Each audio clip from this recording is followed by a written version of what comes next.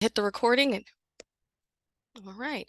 So thank you again, everyone. We are ready to get started. My name is Delandrus Seals, and you are currently in the session for Navigating AI in Education through a K-12 librarian's lens. If at any time you have a question, please go ahead and add that to the chat with your email address. You can also use the Google Slides Q&A feature at the top, and make sure your email address is there. Don't forget to hashtag Library 2024 or ANI Libraries. You'll see a bit.ly as well as this QR code throughout, so feel free to engage that way. Thank you all, those of you joining us, whether you're in Vancouver to Saskatchewan, to Hawaii, San Diego, as well as Michigan. Let us go ahead and get started. Thank you to San Jose State University for being a founding partner. We are certainly happy and excited to be able to engage on all things AI, basically in the second semester of 2024. So we're certainly grateful to be able to have conversations today, or at least maybe you might leave here with a little more information than that in which you joined us today. I am a teaching and learning librarian at the University of North Carolina at Wilmington. I started off as a K-12 educator, high school science teacher, moved to special education in North Carolina, and found myself enjoying library land. I was in K-12 libraries for quite some time, spent a year in public libraries as a branch manager, and then found a nice, happy place in higher education.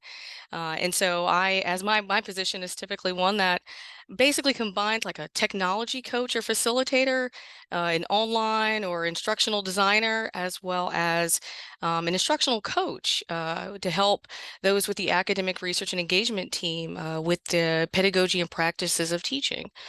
So again, you'll see the URL as well as the QR code in the top right. So we're just going to jump right on in. AI, a lot of folks really, think that AI just jumped on the scene all of a sudden.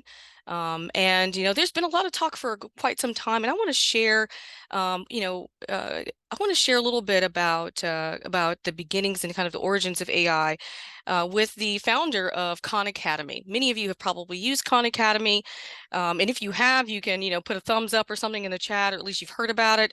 Let me know, and maybe this might be something you might use as far as this video to engage with your fellow faculty members within your building. I think we're at the cusp of using AI for probably the biggest positive transformation that education has ever seen. And the way we're going to do that is by giving every student on the planet an artificially intelligent but amazing personal tutor. It can answer questions, it can quiz you, it can connect it to other ideas. And it's not just exercises, it understands what you're watching. It understands the context of your video. It can answer the age-old question, why do I need to learn this? And it asks Socratically, well, what do you care about?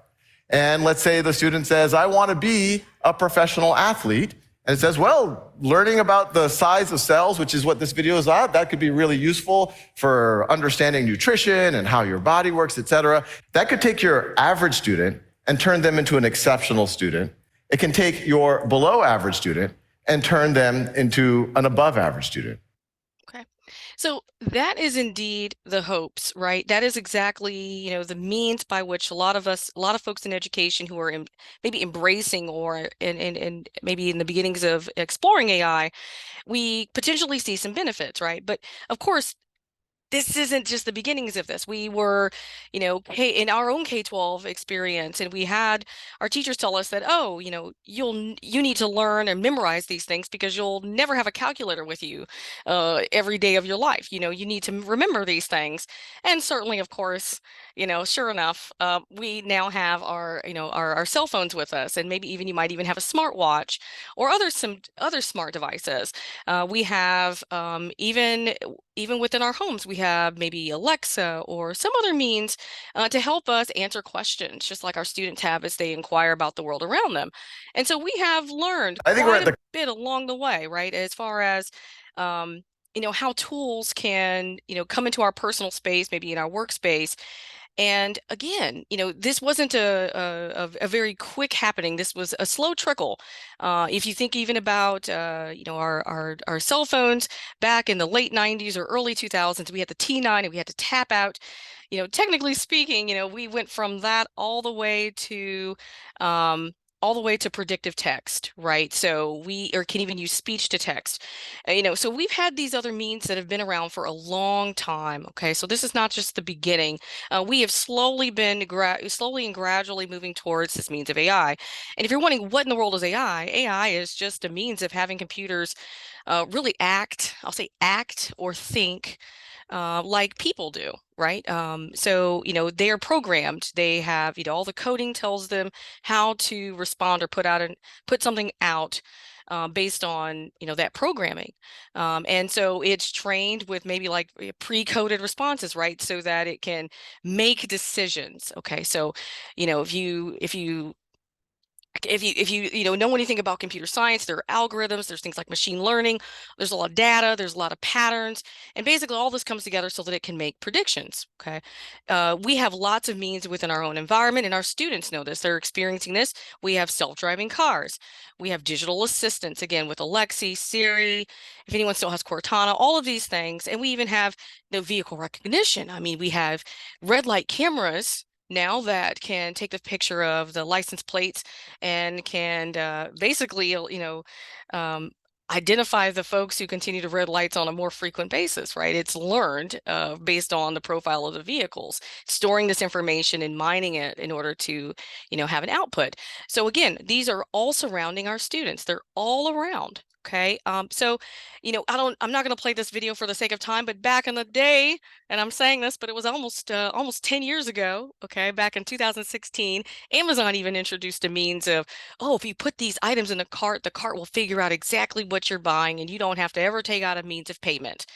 Okay, this is just another way that we have these smart-like devices around us. So if you're uncomfortable with AI, maybe if you're worried or feeling some anxiety about it, I'm sharing these things because, again, we've had a slow trickle. These things have been around for quite some time, whether you realize it or not. And for anyone joining us, don't forget you can ask questions using the Q&A, and you can also access this presentation using the Bitly or using the Q&A's Google Slides feature at the very top. All right, so Matt Miller, if you are unfamiliar with Matt Miller, he's definitely an ed tech guru to follow. And he basically shares these things that have disrupted teaching over the course of time, right? Calculator, search engines, Google Translate, all of those things. So similar to what ChatGPT and other means of this type of prompt generator has done. Education always moves forward. We learn from these things. We don't have to block them, as he says. He says we learn about them so that we can become smarter users of these tools, right? But we know we've heard teachers saying, how can I use it in my classroom? Are my students cheating? And then students are, ooh, how can I actually use this to complete my assignments, right? Or how can I use this to help me with the math problem that I have in front of me because I'm not liking calculus right now, or I missed, three classes at the end of the day because I'm an athlete and I had to leave early for away games. You have IT staff wondering about, do I need to blacklist this?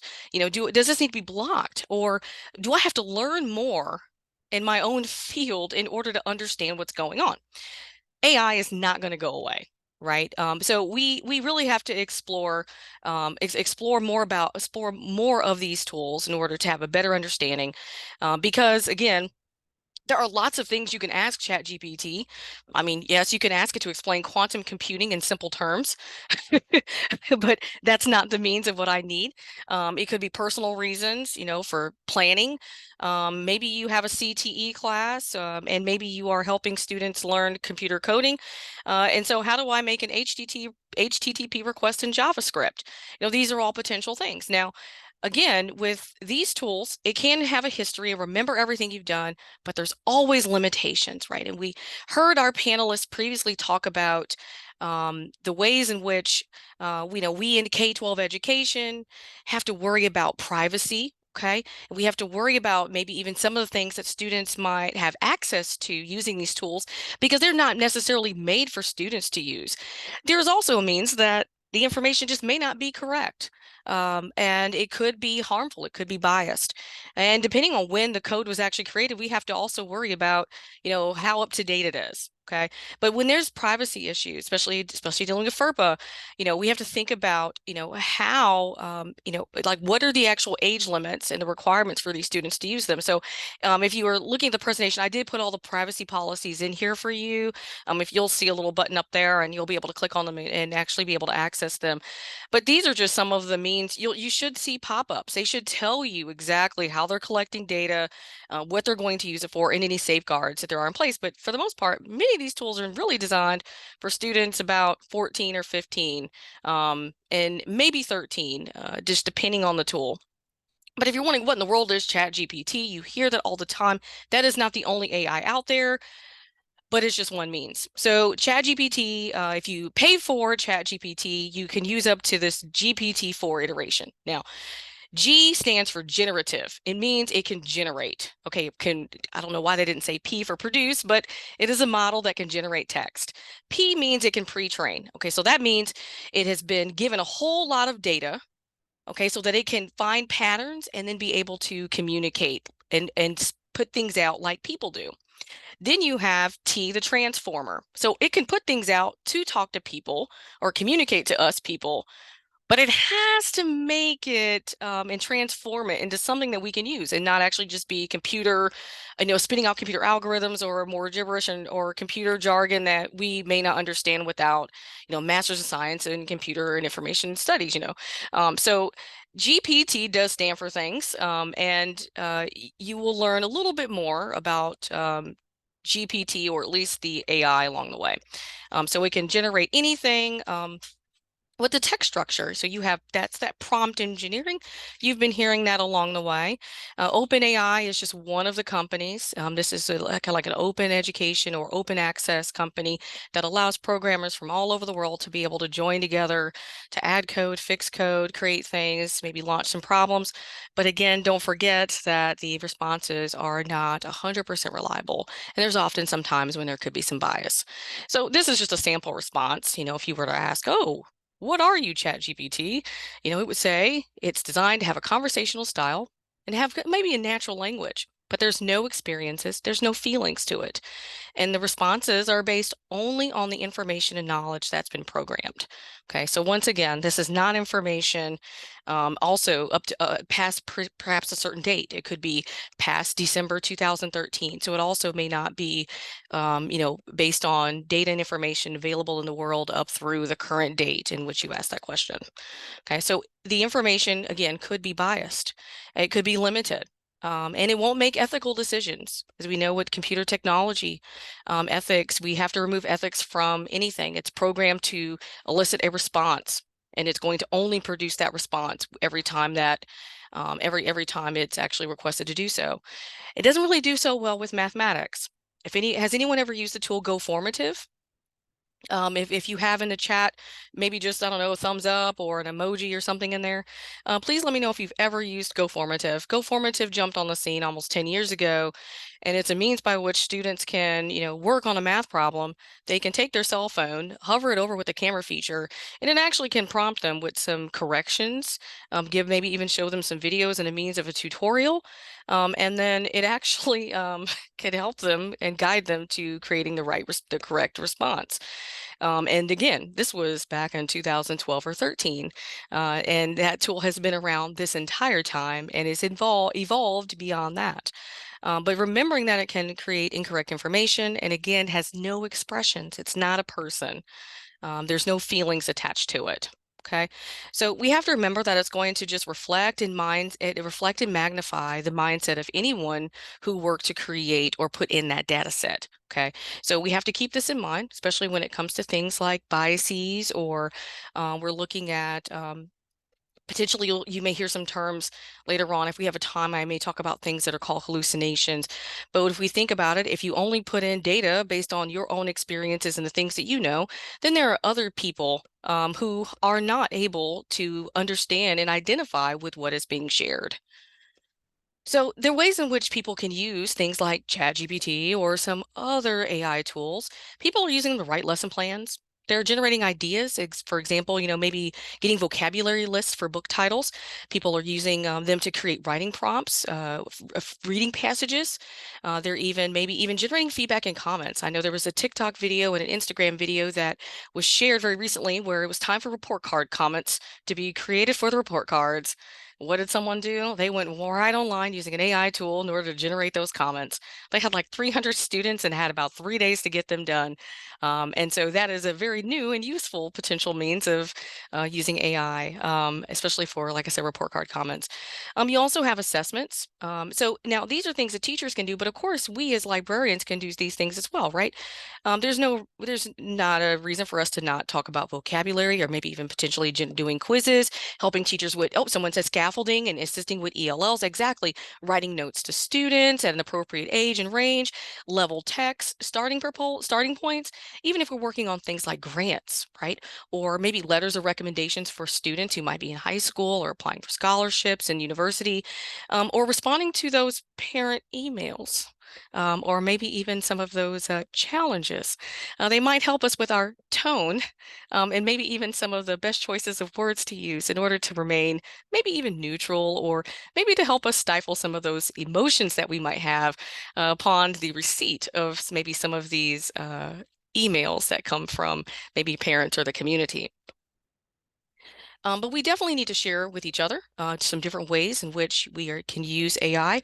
I'm seeing some good ideas in the chat. You're welcome to share them there. You're also welcome to jump in and add some questions if you have something very specific. But if you basically whenever you type in, just as though you're using maybe Google search, the more limitate, or sorry, if when you type in a search, type into a search engine, if you provide just a few details, then your answer is never going to be very specific. So the more you're able to put into some of these AI prompt generators, the better quality results you're going to get out. Okay, so we're going to talk just a little bit about that. Okay, so for instance, I have pulled up what used to be called the Bard. It is called Google Gemini. And so I have, you're an English teacher. You also could be a school librarian, as we all have been or are. Write 10 open-ended questions about the text Long Way Down by Jason Reynolds.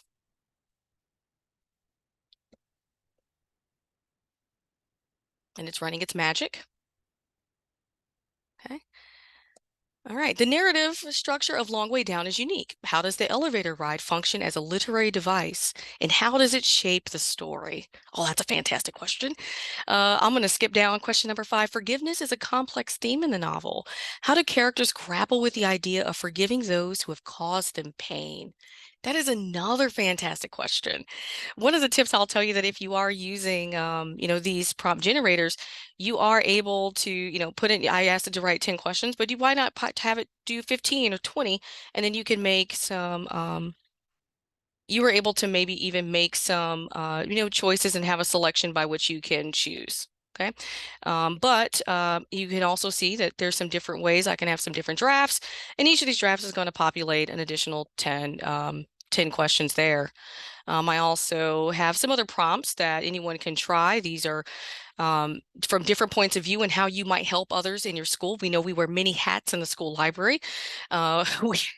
We may even be we may be a webmaster. We may be a mentor to beginning teachers in the school. You may even be working with some others, but these are some different prompts that you can use, and you're able to see these later on. And I just happen to use Gemini. All right. Again, their privacy policy is loaded in here as well. But definitely keep in mind, even GPT-4 is limited just to 2022, so we have almost a year and 3 months that is actually not even available in the data sets. You're welcome to share if you are generating prompts, of course. If you are using this, you should always, we are librarians, we should always cite our sources, and there's no reason to say that you are. We typically have a curriculum and classroom kits that are brought in. If you think about it, we don't always say that we don't always, cite that as being the source. Folks, we can assume that you're using the curriculum that might have been purchased by the school. But you are welcome to do that. If you also think, keep in mind, some folks are still using things like teachers pay teachers, and other means of finding tools and resources that have been created by other teachers and other librarians around the world.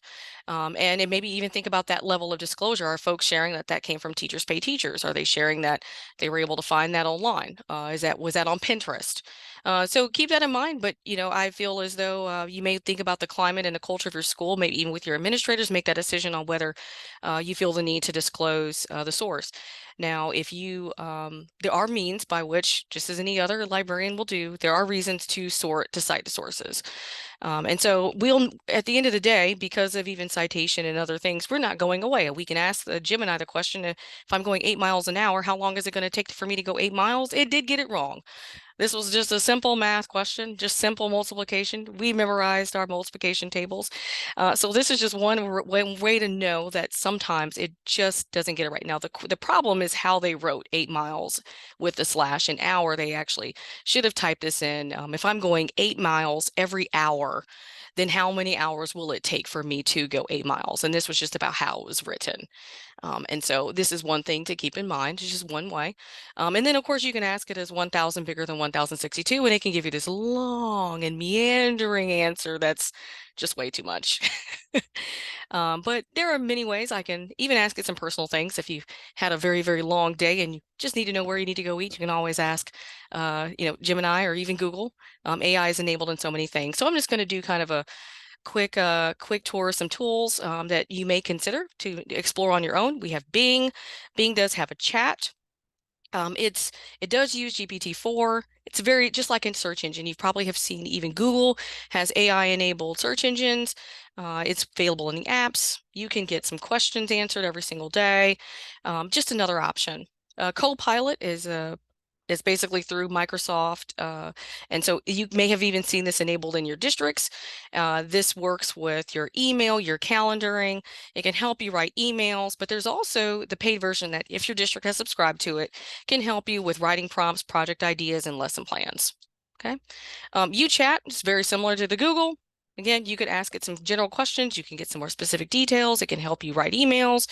If you need to write code for something, maybe your students are building an app and they just need some suggestions, in advance of code, hour of code, you're welcome to use something like this. And these are similar questions. These are some questions that you can ask. What is thermodynamics?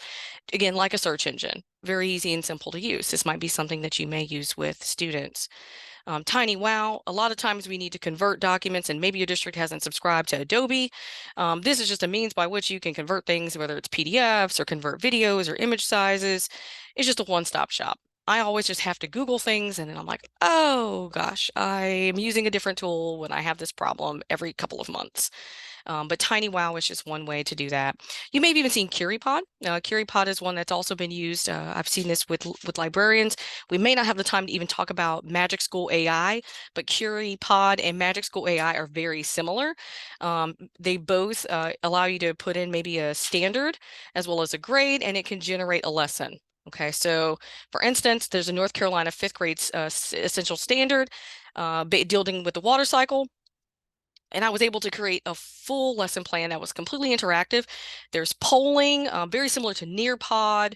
And this is, again, a free account. There's live polling. The students are able to drag and drop and fill in and basically bring the vocabulary terms to this. I can put this up on an interactive whiteboard, and students, this can be in a school-wide or a classroom engagement, full classroom engagement. Maybe this is something that if you are working with the content area teachers, this is something that you can do, right? Maybe have the book display, and maybe you might be able to take a few of these slides, put them up on an iPad or a laptop, and engage students within maybe basically a live a live display of books, perhaps. But this is just one means, okay? If there's students working on projects and maybe there's some concepts that they don't fully have all the way, you can use CurryPod as a means to, kind of close those gaps just a little bit. A lot of folks are into the image generators, and a lot of people like pandas. They're cute. Never seen one surfing in the ocean, but sure enough, if you need that type of photo, You can certainly find it. Canva, a lot of folks are in Canva already, and you may have already used their tools in order to generate maybe even other types of documents like flyers and handouts. Our panelists at the very beginning talked about it, but this is just one tool. Matt Miller again ditched that textbook. He actually just published another book on AI in the classroom. I did not bring in that copy with me, but you're able to use the hyperlink. If you see anything underlined, those are hyperlinks, and you're able to go, you can go to his page and check out some of those tools. But I mean, there's so many tools. There's tools for everything. Some are very specific, very discrete, and unfortunately, there's no time for everything. And we're not expected to learn everything. We just need to understand more and be more comfortable as things are introduced to us. Because if we understand the basics, we can apply it anywhere. Okay, so we also might have Turnitin.com used in your school district. And there's even an AI text checker with Google Chrome. GPT-0 can detect it. You know, if your students are submitting assignments, especially electronically, this may be a means for you to check and make sure they haven't plagiarized. One of the things that could be really important is that maybe you work with your school or your district on maybe even creating policies. Someone asked me if I need to tell folks if I generated things using AI. Well, we definitely want to know if our students have done so. So working with your school community in order to maybe make those policies and have students openly share and not feel as though they're going to be punished, because there are tools like Grammarly that can help students with their writing. We can't sit with 500 students, or our English language arts teachers can't sit with 500 students and work with them individually with their writing. But there are tools out there that can help. And if you didn't think that Grammarly didn't use AI, yes, it does. It's definitely an AI tool that is available. And so just being able to make sure that you have policies. Also know that the tools are not 100% correct. They're not always accurate, but it will allow you to maybe even have that conversation dialogue with that student to learn even just a little bit more about the process they use to create. But one thing to think about that as you may be writing a prompt, just remember the context, right? Remember why you're creating this. Remember what you want the AI to do, who it's written for, and how you want it to give you the results. Okay, you have to be very specific when you are writing a prompt. And I have a standard here. You'll be able to see this when you come back through here. But you know, you write a prompt, and I'm using it's an acronym CRAFT. Vera Cubera with North Carolina Department of Education came up with this, but being very specific with the who and the what that is expected by the AI tool, myself, and what is going to come out. And including the standard in here was very important in order to be able to type this in. And you guys can actually, you know, type, copy, and paste this in. And, you know, an expert fourth grade level math teacher. Okay, so, you know, even just spelling that out, or not spelling, but writing that out actually does help AI in its means. But always make sure that, you know, knowing that AI is just a partner with you on this journey, because we as educators, we're always the experts on some things, and it may be a community of experts. We have to be quality control officers, and it's always important to make sure that we never accept a response without also looking for the accuracy, completion, and remembering that there could be bias. You need to be careful. Don't ask it to write a whole lesson plan. Ask it to write things in small chunks. Maybe do an exit ticket, collaborative group work, those 10 to 15 questions. Small chunks are always more important because it'll be more accurate. Again, this is just another tool in the means, or in this whole timeline of education and its history. And there's going to be more things. But again, creativity, critical thinking, problem solving, empathy, and human interaction are things that it cannot replace. So keep that in mind as you maybe explore these things. And we will learn more about our own personal voice, the personal voices of our students, their abilities to create, collaborate with others, and maybe even with their own empathy, because the Chat GPT can't do those things in the process. So remember, it's just a useful tool, but we always need our human eyes, our human brains, and we're going to need to teach our students to do that, whether they're in the school library or whether they're with a content area teacher or another school teacher within our building. So remember to use AI to enhance learning, be more productive, to be organized, help us rethink what plagiarism means, maybe even to address learning gaps. I have some resources that you can explore. It's a Google spreadsheet. And so there's a lot of AI tools here, and they're categorized. You can access that here and scan. I can show you just a tidbit. They are all, so there's some general resources, even some state guides that I'm constantly adding to this. But I have the different means in the different subject areas. There's some tools that are free versus paid. as well as the descriptions for some of these tools. So you are certainly welcome to explore those. Please leave your questions and your comments. I would love to engage even more because it's just a journey for me as it is for you. And I would love to learn how you might be using Chat GPT, Google Gemini, whatever the names of any of these tools might be at any point. But again, thank you so very much for your time. And I'm on the X, formerly known as Twitter. You can email me at my university email address. But again, the Q&A is up. You can add that there, questions there, as well as in the chat. So thank you so much for your time. I'm so happy to hopefully reduce some anxiety and encourage you to explore another tool in our journey in education. Thank you all.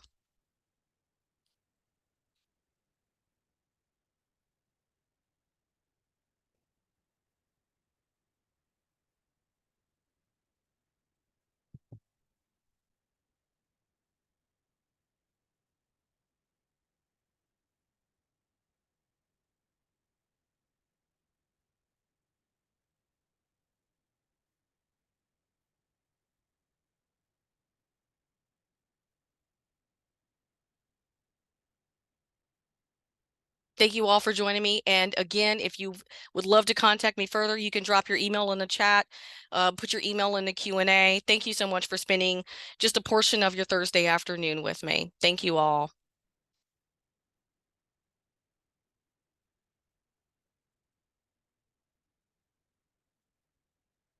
Perfect. Yes. Thank you so much. Thank you, everyone. Thank you for your time today. Thank you all for your time today. I certainly appreciate it.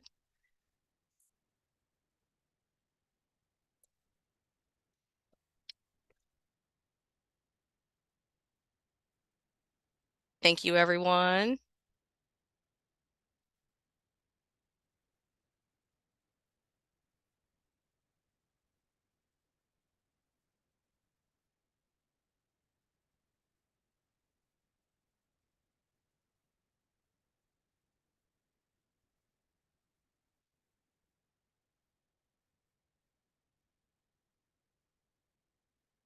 Sally, if you're still on, I did put it in the chat. I don't know if you did see that yet. I put the, oh, oh, thank you, Sally. I've had some beautiful school libraries, K-12 as well. But I've also had those that were very well loved and lived in for a long time as well. The building doesn't matter. It's about the people, the minds, the resources. That's what's most important. So Sally, I hope you can see that's the bit.ly for the presentation. If you need to ask questions, I can get that to you as well. Here we go.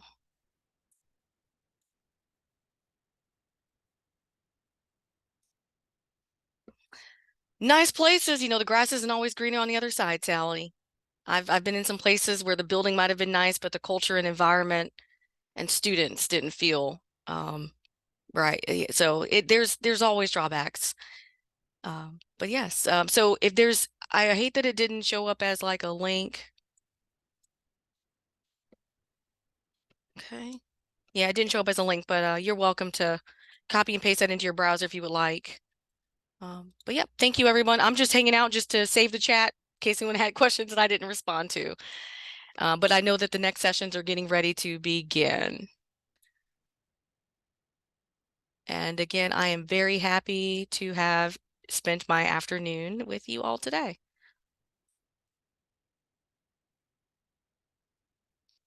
Oh yeah, Sally. Oh, Sally, we should stay in touch because we're in the middle of a renovation and expansion. So we have a whole new building out on the other side, another 300,000 square feet. So growing pains, but I miss my K-12 friends. Okay, you as well. No, Sally, you just have to join me. Work with pre-service teachers and our fellow librarians in another level, the higher ed level. There's a journey for us all, Sally. There's a journey for us all. But if you would love to if you'd like to talk about that, I can share that with you as well. Maybe there's opportunities that maybe you could consider in other areas of librarianship, as I have done. I've completed 3. Okay. All right. Thank you so much, everyone. Take care. I'm going to stop.